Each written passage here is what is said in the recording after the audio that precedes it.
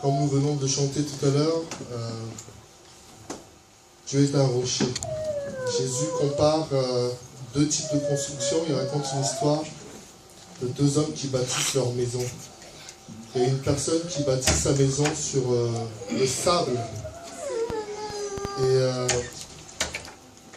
Et Jésus raconte qu'un homme bâtit sa maison sur le sable. C'est une belle maison, mais quand la tempête arrive, sa maison est détruite par le vent et l'eau.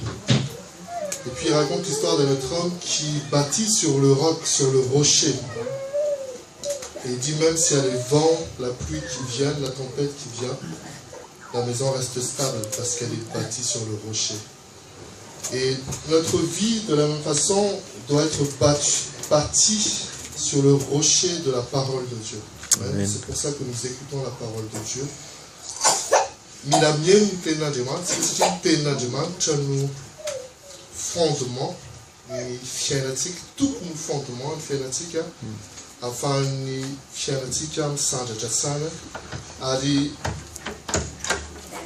quand tu construis quelque chose,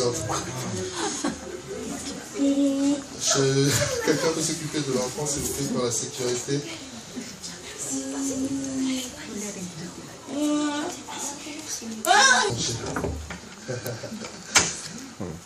Amen. Dieu veut nous apprendre à nous protéger. Et nous protéger, la protection que nous avons d'abord, c'est la parole de Dieu. Quand nous bâtissons nos vies sur la parole de Dieu, sur le rocher de la parole de Dieu, on est stable, on est ferme. Amen. Et la parole de Dieu dit dans Ésaïe, à celui qui est ferme, tu lui assures la paix.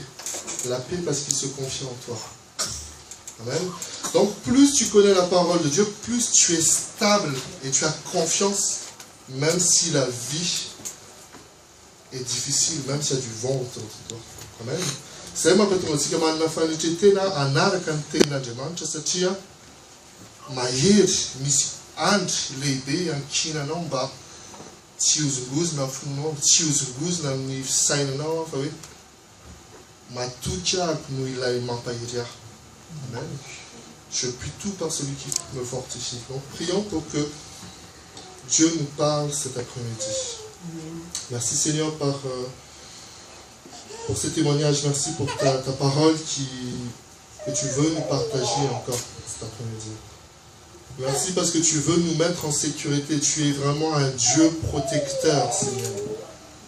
Et cet après-midi, tu veux encore nous encourager. Tu veux encore nous partager ton cœur, afin que nous puissions vivre pleinement la vie que tu as réservée pour nous sur cette terre et pour la vie éternelle. Merci Seigneur parce que tu es un Dieu fidèle. Merci parce que si tu parles, ce n'est pas en vain, car tu parles pour créer des nouvelles choses positives. Tu parles pour amener des bénédictions dans notre vie.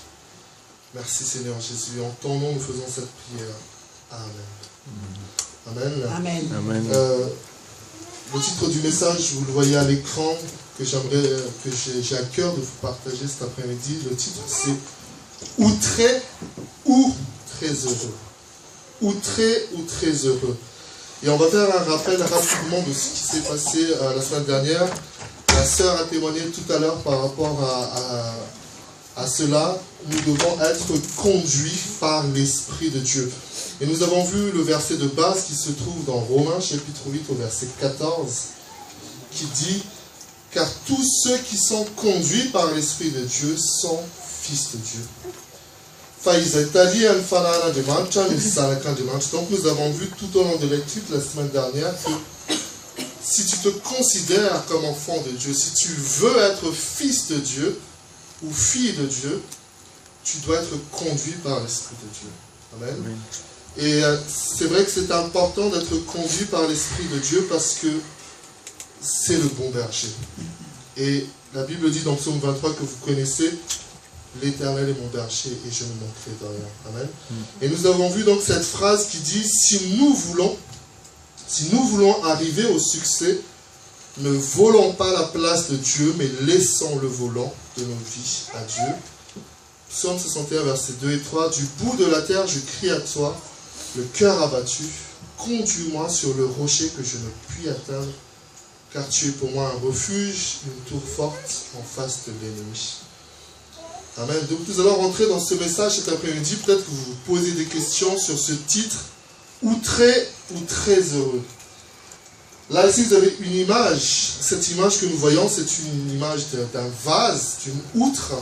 C'est quelque chose qui peut contenir du liquide, principalement du liquide, qui peut contenir autre chose, mais dans l'époque de l'Ancien Testament, dans l'Ancien Temps, ces vases, ces outres servaient à conserver des liquides précieux comme le vin, comme de l'huile, comme beaucoup de choses. Et donc cet après-midi, nous allons ouvrir notre Bible par rapport à ça dans Jérémie chapitre 48, du verset 10 à 12. Jérémie chapitre 48, du verset 10 à 12. Jérémie toutefois. Falam des fois pour là.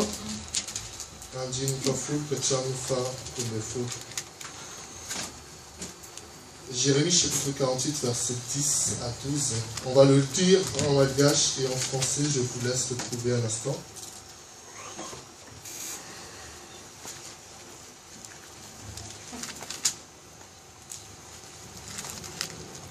Vous y êtes, Jérémie 48, à partir du verset 10 jusqu'au verset 12. Je le lis d'abord en français. Maudit soit celui qui fait avec négligence l'œuvre de l'Éternel. Maudit soit celui qui éloigne son épée du carnage. Et j'attire votre attention sur les prochains versets, du verset 11 à 12. La Bible dit, Moab était tranquille depuis sa jeunesse. Il reposait sur sa vie. Il n'était pas vidé d'un vase dans un autre et il n'allait pas en captivité. Aussi son goût lui est resté et son odeur ne s'est pas changée. C'est pourquoi voici les jours viennent, dit l'Éternel, où je lui enverrai des gens qui le transvaseront. Ils videront ses vases et feront sauter ses outres. On va le lire en malgache. Je vais le dire, on va le dire ensemble, je vais le dire, c'est moi. Uvaouz nanye izaimanao tirambana fond ni asa asendio d'accord. Et ni uvaouz nanye izaimiaz nan sabane tianda sotra. Moi bananj faisai artin fun izbolakel ka nyutik tawam fakenji. Fatinaidna na finja sin artin bolala sakua babis. Kuizanu aretan tirni awam siti yuvan fufun. Ku inch avnyanch anirag panuk wanyam uiteuf. Izai anuka azka afona nifturan vain. Sad anufturun sim. Amen. On va s'arrêter là. On va peut-être revenir... non, c'est bon. Vous voyez l'image de l'outre qui est en dessous. Et donc, le titre de notre message cet après-midi, c'est « Outré ou très heureux ». Que veut dire outré? On va afficher un peu quelques définitions.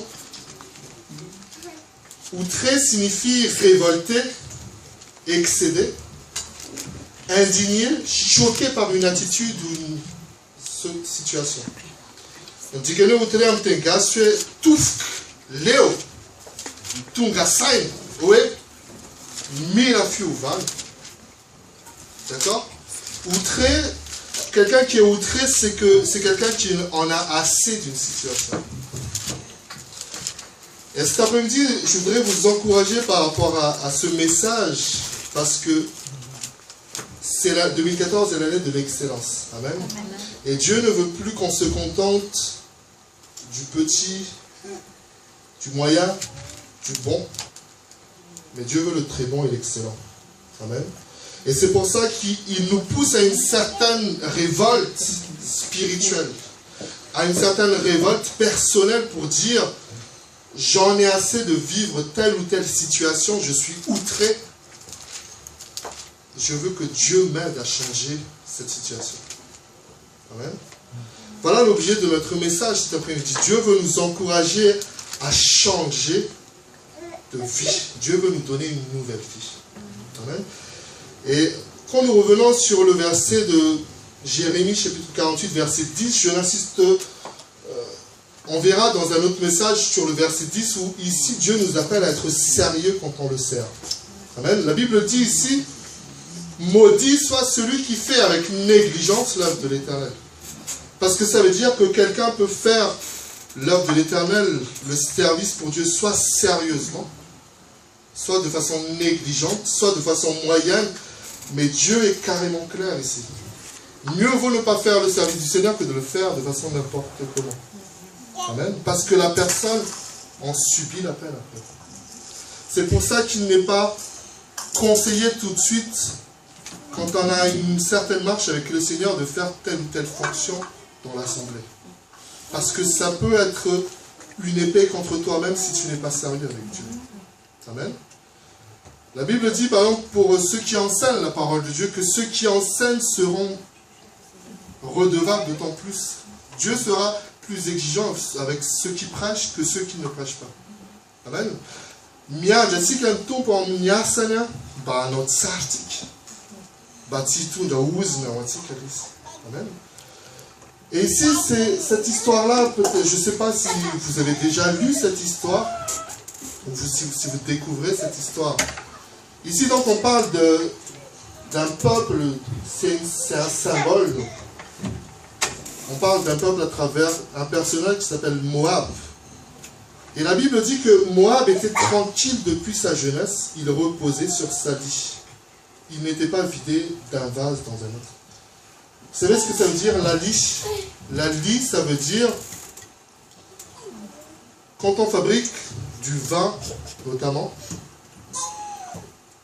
quand on fabrique du vin, on fait la fermentation du vin, le jus de raisin devient alcoolisé, et il y a quelque chose qui se forme et qui se dépose au fond du tonneau ou de l'outre. C'est comme des particules, des résidus qu'on appelle la lie. D'accord? Il y a quelque chose, c'est une sorte de poussière, une sorte de petit produit qui se déverse à la fin du vase.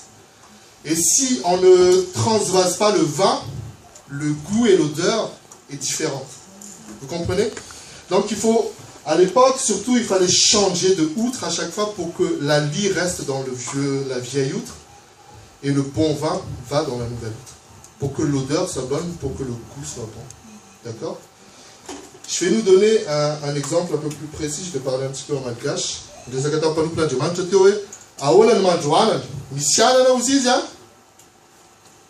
Ravo andrahoana ao ampangotrahana ao tsy maintsy aloha sasany ny demande andrahoana ao izy dia ariana aloha le rano raha zany mangidy satria mety misy faky anao misy goa mangidy.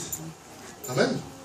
Dia raha vao ohatra ianao ka mijanona amin'io ny anao andrahoana indremande ihany isakafo fonoana be isakafo mangidy satria mila ovaina, mila sasana izy. Mila atao imbetabe. Misy mandro vorivorikely ohatra tena imbetabe mitsy mba hiala le fofony. Zay. Quand on fait les tripes, il faut prendre du temps pour que l'odeur parte, n'est-ce pas? Pour certains produits. Et ici, c'est un petit peu ce que Dieu nous montre à travers l'histoire de Moab. Il explique en réalité que notre vie d'avant, sans Dieu, il y avait des résidus dedans, il y avait la lie. Il y a quelque chose qui se dépose dans nos vies qui n'était pas positif. Misy faikany ao amin'ny fiainantsika tamintsika mbola tsy nahafantatra an'i Jesosy Kristy. Alohan'ny nidiranao tao amin'ny fiainana kristiana io nandray an'i Jesosy tokony sy mpamonjy ianao dia misy faikany maromaro ao anatin'ny fonao, ao anatin'ny sainao, ao anatin'ny fanahinao. Dia mila miala izay faikany izay mba ahafahanao manana fiainana vaovao miaraka amin'Andriamanitra. Amen. Tianao hoe atsiro ny fiainanao, tianao ho manitra ny fiainanao manitra aloha dia miaraka amin'Andriamanitra mazava ho azy. Amen. Ka mila ianao zany tonga saina hoe je dois être transvasé, misy zavatra tsy maintsy asorona atao, misy zavatra tsy maintsy afindry atao. Fa raha ohatra ka mbola mijanona ao anatinao ilay fakany dia tsy andeha lavitra mihitsy ianao. Mais à un certain niveau, non, béni, stop. Ça n'a pas fait. Sachia, mi savage à toute la soule, non, finalement. Amen. Donc, on va continuer un petit peu par rapport à ce que je viens de dire. Vous avez cette image-là. Lié à la liche, ou libre, lié à la vie de Dieu. Dieu veut te bouger, Dieu veut te transvaser. Vous savez, ce que nous avons lu tout à l'heure dans Jérémie chapitre 48, c'est que Dieu dit, comme tu n'as pas été transvasé, ce petit signal en fakano, en défaoul, c'est un dimanche, en nous en nous tournant, en nous akanon, il faut qu'il fakarat. Dieu va te bouger, Dieu va te créer des circonstances où Dieu va te remuer pour que tu changes. Est-ce que vous comprenez? Oui. Et c'est ça qui est difficile parce que certaines choses que tu n'as pas envie de sortir de toi sortent naturellement. Et Dieu va utiliser ta propre famille, tes amis, et peut-être même tes ennemis, mais d'abord ta famille et tes ennemis. En discutant avec ta femme, en discutant avec ton mari, peut-être en te disputant aussi, des choses vont sortir. Tu vas être outré, dire, il y a une situation difficile que Dieu veut révéler. Et Dieu te montre qu'en fait, tu es colérique. Dès que tu discutes avec quelqu'un, tu te fâches rapidement. Tu es trop susceptible. Dieu est en train de te transvaser. À ce moment-là, il te dit, il y a la liche, il y a un poison au fond de toi que Dieu veut sortir. Vous comprenez? Et Dieu, la Bible dit que, et Dieu en malgache, on tavanjala aussi, ma jancha tavanjala. Missioula jancha no. Kassiano a faiz, Christian naman veno. Te metum te jastam que non, mette na test no, mette na mamela katamaine no. Sachi a pesai na dimancha le ul. Pa aita no atsapano we. Aisa wais na Christian naman. Et c'est une épreuve difficile parce que le frère tout à l'heure nous témoignait qu'on doit avoir l'humilité, que ceux qui ont le cœur pur verront Dieu. Mais on voit avec l'exemple que la Bible donne, c'est que pour que cela soit pur, il faut que la lie soit enlevée. Amen. Amen. Donc il faut être transvasé, mis ça va être d'une situation à une autre. Dieu veut te transvaser. Et moi, j'aime toujours les personnes qui disent,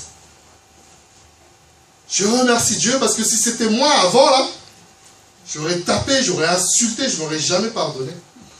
Quand j'entends des gens me dire ça, je dis, merci Seigneur, tu as progressé. Et c'est ça être transvasé, c'est que tu changes de réaction. Tes réactions ne sont plus comme avant quand tu n'étais pas chrétien. Les fakara tiens fiana noé. Vous dites c'est une demande tu les familles sont maman il a noté des meutiers de mise ça c'est une mamis mamie qui des chila na mec farou. C'est voir na demande tu non aive no colérique aive no smana melayete. Miss ni attaque de vous, miss ni attaque de vous ma mission la manate je t'en miss. Famille school ni situation c'est créer na demande tu vois. Bah, tunga sena no. Ça c'est une situation bête dans la tunga sena. Aïe ça au chance ouais. Tu que nous va un petit la confiance là, tu que nous va un ce domaine ça. Fala votre tunga sena no. Quand tu es dans la tunga les fakes. Tu symétries. La physique là. Amen.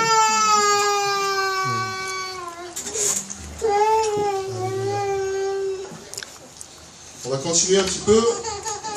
Vous pouvez ouvrir votre Bible dans Matthieu chapitre 9 au verset 17.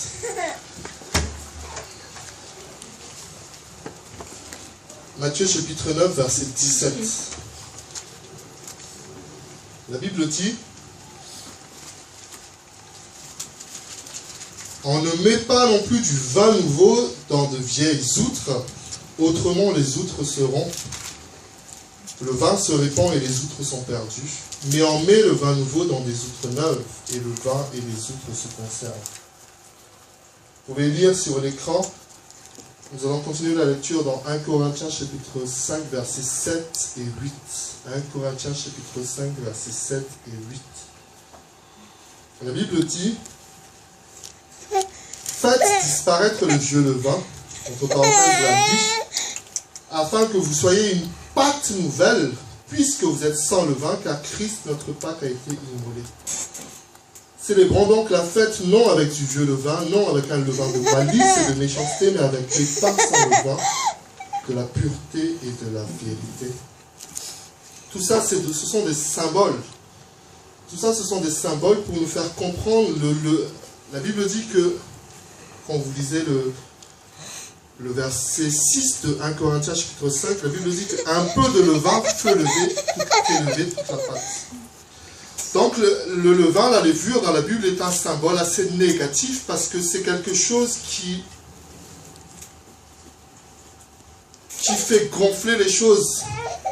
Alors que la levure, pour ceux qui font de la pâtisserie, je crois, je ne maîtrise pas très bien, mais la levure fait lever la pâte, mais quand tu tapes dans la pâte, c'est creux en fait, il n'y a rien dedans. C'est juste on est d'accord? Et Dieu n'aime pas ça. Dieu n'aime pas le même pokat. En demande à petite profondeur. Dieu aime la profondeur. Et ici, il nous enseigne une fois de plus qu'on ne met pas du vin nouveau dans de vieilles outres. Qu'est-ce que ça veut dire? C'est Jésus qui a donné cette parabole. Dieu ne peut pas mettre tout ce qu'il veut te donner dans l'ancien toi. Toutes les bénédictions que Dieu veut déverser dans ta vie, tu n'es pas capable de le recevoir si tu n'es pas transphasé. Tant que tu n'es pas transformé, Dieu ne donnera pas de vin nouveau. Vous vous souvenez de ce qui s'est passé avec le premier miracle de Jésus? L'eau qui se transforme en vin. Ok? Qu'est-ce qui s'est passé? À l'époque, certains qui ont les moyens peuvent encore le faire, mais à l'époque de Jésus, les mariages ne duraient pas une journée ou une demi-journée. Les mariages duraient 7 jours. Ok? Et pendant 7 jours, il fallait boire et manger, faire la fête. Moi, j'aimerais bien avoir les moyens de faire un mariage de 7 jours. Dieu pourra.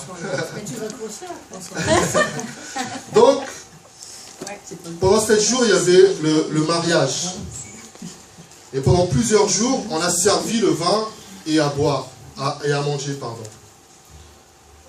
Ensuite, la Bible dit que le vin manquait.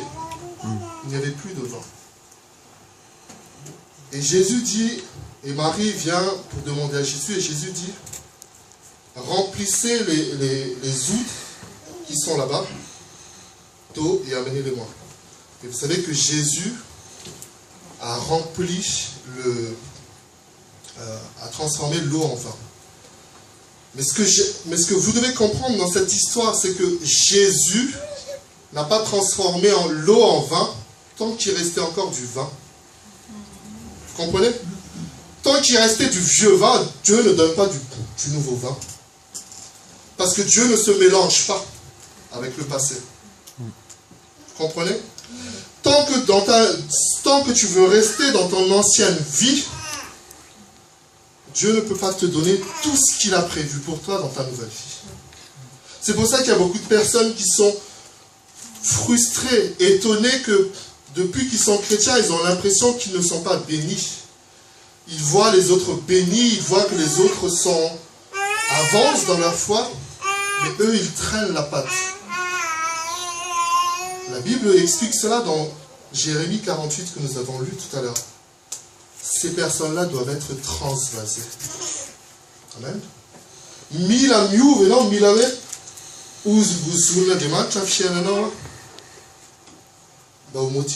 Dieu, en fait, cet après-midi, veut nous encourager, nous motiver dans cette année d'excellence. Jésus enseigne dans un des évangiles, si quelqu'un te demande de faire 1000 mètres avec lui, fais-en 10 000 avec lui. Dieu va envoyer des gens qui sont motivés. Tu vois, dans la vie de l'église, tu vois que certains sont motivés pour agir dans l'église. Et Dieu te fait comprendre. Mais pourquoi lui il est motivé? Moi je ne suis pas motivé comme ça. Ça veut dire que moi je dois changer. Tu vois que c'est jamais toi qui fais le ménage. Et Dieu te fait comprendre, mais je suis peut-être paresseux. Hein. Je ne prends jamais le balai pour aider les autres. Et nous devons changer. Dieu va mettre des gens qui vont te secouer comme ça, dire. Peut-être les gens ne vont rien te dire. Mais Dieu te fait comprendre, moi, toi tu es paresseux. Tout le monde donne à chaque fois quelque chose, tu ne participes jamais, Dieu te fait comprendre. Toi tu es avare, toi. Être avare, ce n'est pas... Être avare, c'est quelqu'un qui ne veut jamais donner ce qu'il a. Dieu ne nous demande pas de donner beaucoup, Dieu nous demande de donner ce que nous pouvons donner. Amen. Mais Dieu veut... J'aimerais qu'on affiche la suite, s'il te plaît. Dieu veut donner en plus et il veut que tu augmentes ta capacité de réception. On est souvent frustré car Dieu semble ne pas répondre à nos prières, mais la vérité c'est que nous ne sommes pas encore prêts à recevoir. Nous devons être outrés, transvasés. Il y a une histoire dans l'Ancien Testament avec le prophète Élisée. Élisée ou Élie? Élisée. Il va voir une veuve qui n'a plus rien, qui a des dettes à rembourser parce que le mari de la femme était décédé. Elle avait un fils et elle avait des dettes à rembourser. Et le prophète dit à la femme, pour t'aider à rembourser tes dettes, tu vas vendre de l'huile. Et elle dit, mais je n'ai pas d'huile et je sais comment est-ce que c'est possible. Donc le prophète lui dit, va voir tes voisins, va demander des vases, des outres,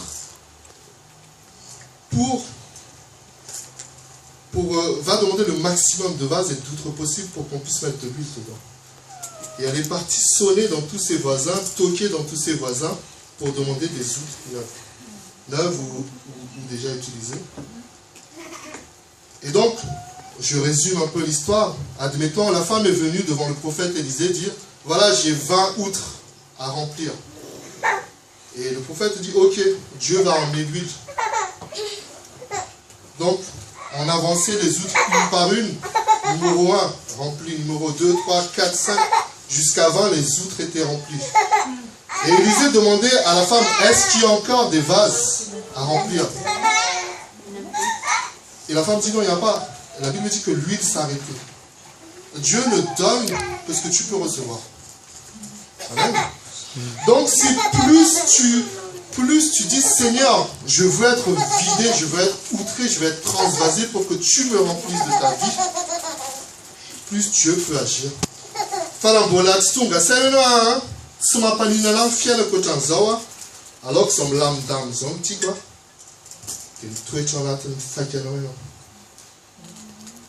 Mais ça n'a pas qu'à s'y faire, faut se faire.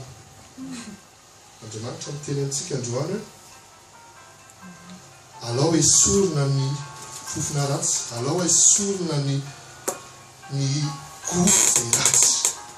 Petit agaçon bien. Amen. Laissons Dieu nous soutrer, s'il te plaît. Vous savez, il y a une histoire d'un jeune garçon. C'est un jeune garçon qui est devant un magasin de bonbons. Et le jeune garçon est devant le magasin de bonbons et il regarde les bonbons qui sont là. Et il reste là des heures et des heures. Et le vendeur de bonbons le voit. Il lui dit de partir, le chasse, mais sort, quitte la vitrine là, ne reste pas là. Mais l'enfant, il reste là, il regarde les bonbons. Il regarde les bonbons et le patron dit, bon, l'enfant là me gêne. Hein. Qu'est-ce que je peux faire pour lui? Il reste là, il reste là. Et donc, le patron lui dit, Allez, viens, rentre alors. Il lui tend un bocal pour se servir des bonbons. Et l'enfant refuse. Mais tiens, prends les bonbons là, vas-y, sers-toi. Il refuse. L'enfant là est difficile.